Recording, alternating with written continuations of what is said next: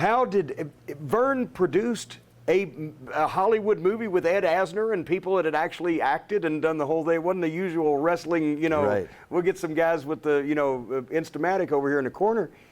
He was serious about this, and he wanted to present a positive image of wrestling, and it was some classic scenes with Bruiser and Crusher and the barroom brawl and Dusty and Murdoch. Yeah. What do you remember about that period? Well, that was his goal. He wanted people to become more aware of wrestling.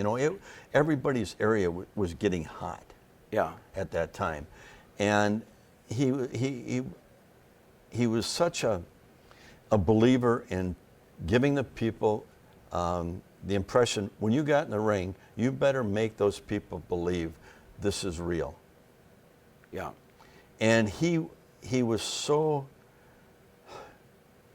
I guess the way he, with his wrestling background, he didn't want people knocking it all the time. Oh, a bunch of bullshit, this much bullshit, and he made guys wrestle. So his way to really get it across the country was to do a movie. And he wanted to do it his way. And he had backers, Eddie Graham and Fritz von Erich and some other guys all contributed to it. And it did some huge numbers. They said it was a flop. But we know for a fact that for 6 days straight in San Francisco, the movie theater was sold out every night. And they said they didn't make a dime with it. He didn't know, and what you didn't learn, you learn it the hard way, is the distributors get a hold of the movie, distribute it, and they take everything out, and they show losses on everything.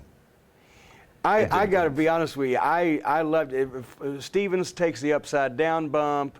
The young Ric Flair is one of the trainees that's sitting there, but the thing is, I had to talk to my mother because I'm 12, right? Yeah. So she's got to take me because I can't get all the way downtown by myself. And the theater the only theater in town it was showing at was the United Artists / Penthouse. It's now the Louisville Palace, and it had been one of the grand old, movie palaces. But at the time, they'd split it into two. The Penthouse was up here a little, and they showed kung fu movies.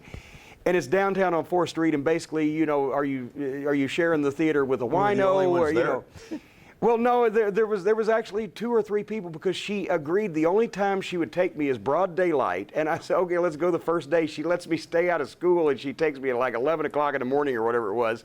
So there was literally 2 or 3 other wrestling fans we recognized from the Gardens that would brave it to come down and there were no winos sleeping there and I got to see the movie. But it was, and to this day, the movie, the poster is a classic to me too. Well, it was funny because the promoter, everybody that stuck money into it was supposed to.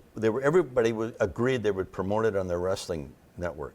Yeah. And some of the guys didn't. And I got to be honest with Nick Goulas and Jerry Jarrett get an A rating for that because they sold me the ticket, boy. Nick was out there plugging it. He was selling like an auctioneer. Well, that's good.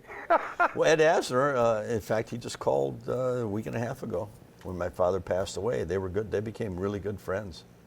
Ed was a fantastic guy. It was so much fun to be around. He was just one of the guys. He even did promos on the Indianapolis show with Sam Menaker, which was him and Sam became buddies. Where did they do those promos that they did? Was it Chicago or was it Indianapolis? I forgot to ask the Baron when I was talking to him. For the movie? For the interviews that Menaker used to do for Chicago. Menaker was that done down in Indianapolis? Okay. Yeah.